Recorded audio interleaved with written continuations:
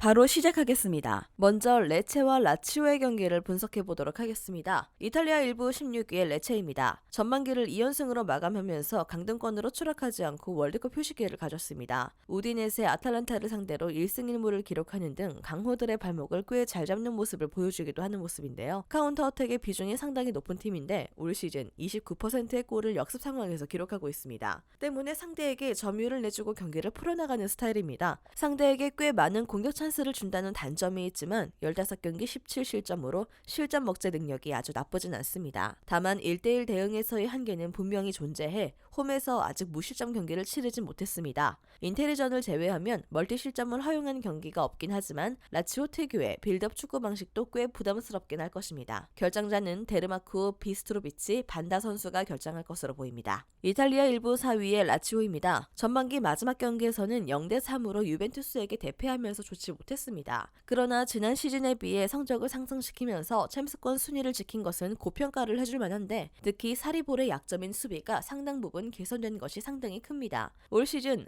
로마뇰리와 프로베델의 활약이 눈부십니다. 프로베델은 선방 능력뿐만 아니라 라치오 특유의 빌드업 축구에 맞게 후방에서의 빌드업에서도 기여를 해주고 있습니다. 로마뇰리는 드림클럽으로 돌아온 영향이 있는지 최고의 활약을 보여주고 있고 미드필더 출신답게 공격 전개에도 도움을 주고 있습니다. 현재 리그에서 라치오보다 실점이 적은 팀은 유벤투스가 유일한데 이 두 선수의 영입이 후방 제어에 안정감을 찾게 해주었다고 해도 과언은 아닐 것입니다.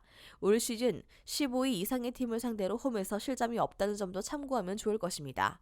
결장자 없습니다. 레체의 수비 능력은 꽤 훌륭한 수준이나 최전방의 퀄리티에서 라치오가 앞서고 있는 데다 레체가 웅크리고 역습을 나간 특성을 가지고 있기 때문에 라치오의 중앙 장악이 매우 쉽게 이루어질 가능성이 높습니다. 다만 레체의 실점 억제 능력은 상당히 괜찮은 편이라 라치오 입장에서도 다득점을 장담하기는 어려운 상황입니다. 스코어 접근은 유보적으로 접근하는 것이 좋겠고요. 라치오의 승리를 예상합니다.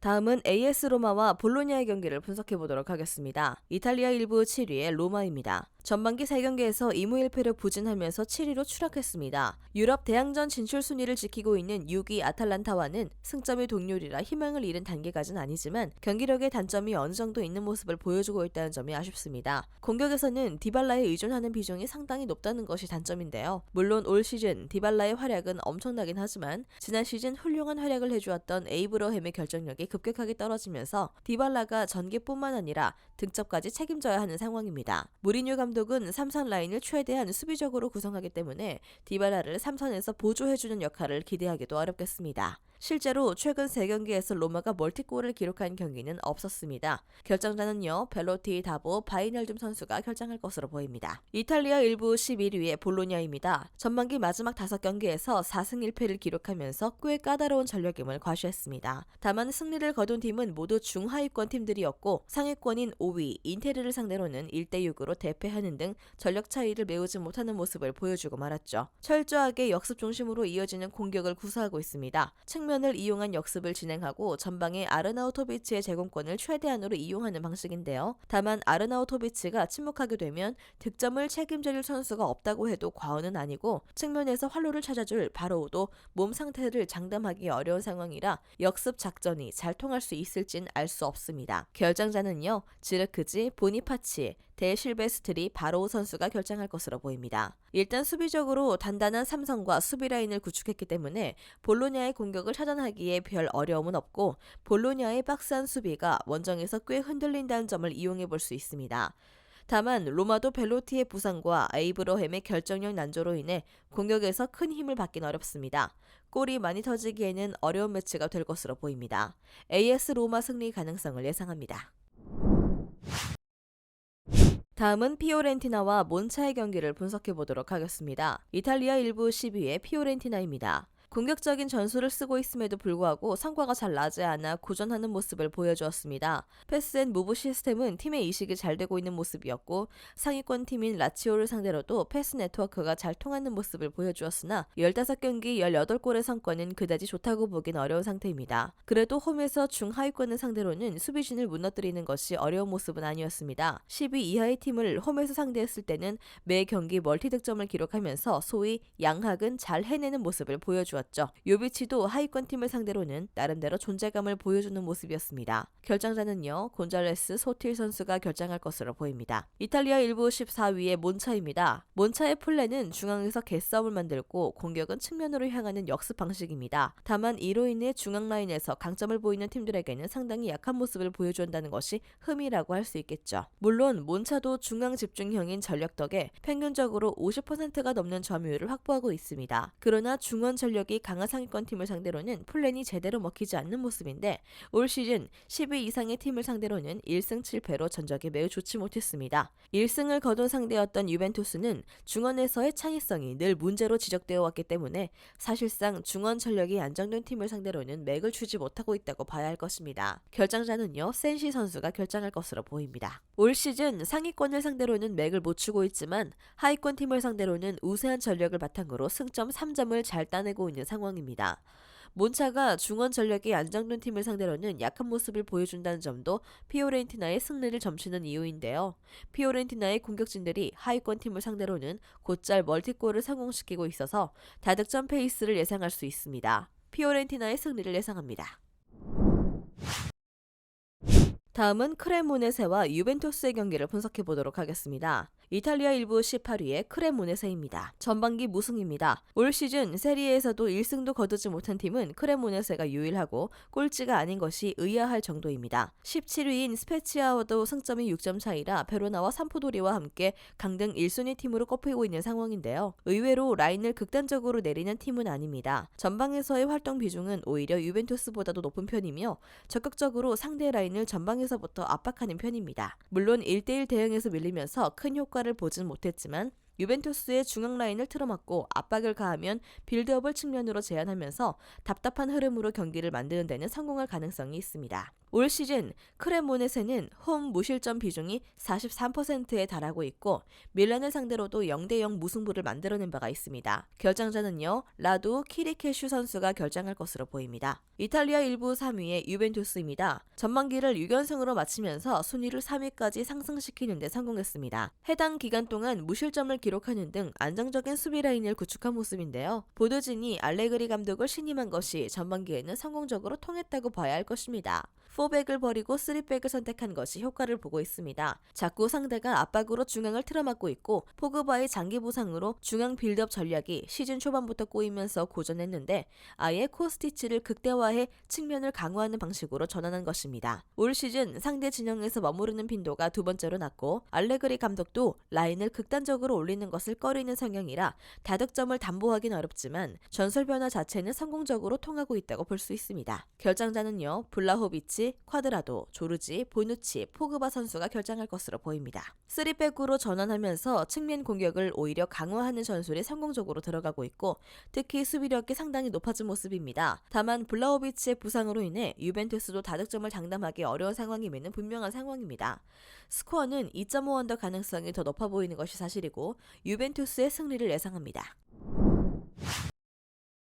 다음은 인터밀란과 나폴리의 경기를 분석해 보도록 하겠습니다. 이탈리아 1부 5위의 인테르입니다. 무승부가 없는 10승 5패 성적으로 5위입니다. 다만 나폴리를 제외하면 나머지 상위권 팀들의 성적이 모두 비슷하기 때문에 아직 챔스 진출을 포기할 단계까지는 아니죠. 라우타로와 루카쿠의 조합이 다시 구축되었지만 두 선수가 월드컵에서 보여준 폼이 끔찍했다는 점이 우려스러운 점입니다. 다만 라우타로는 매 시즌마다 골 결정력 문제로 인해 부진한 기간이 한 달 정도 있었던 것이 패턴이었다는 선수라 월드컵에서의 부진이 리그에서는 다른 모습을 보여줄 가능성이 있습니다. 최근 인테르의 수비에 리스크가 있고 제코에게 득점력을 올인하는 것도 인테르 입장에서는 바람직한 방향은 아닙니다. 결장자는요, 브로조비치, 더브라이 선수가 결장할 것으로 보입니다. 이탈리아 1부 1위의 나폴리입니다. 까다로운 상대인 우디네세를 3대2로 잡아내고 1위로 리그 전반기 일정을 마쳤습니다. 리그에서 무패를 달리고 있는 훌륭한 흐름이 이어지고 있어 마라도나가 뛰었던 80년대 이후 다시 리그 우승을 차지할 수 있을 것이라는 기대가 샘솟고 있죠. 다만 스팔레티 감독은 후반기에 상당히 경기력이 좋지 못한 모습을 자주 보여준다는 것이 흠입니다. 특히 김민재의 체력적인 부담이 클 가능성이 높다는 것이 마음에 걸리는 부분인데 있는데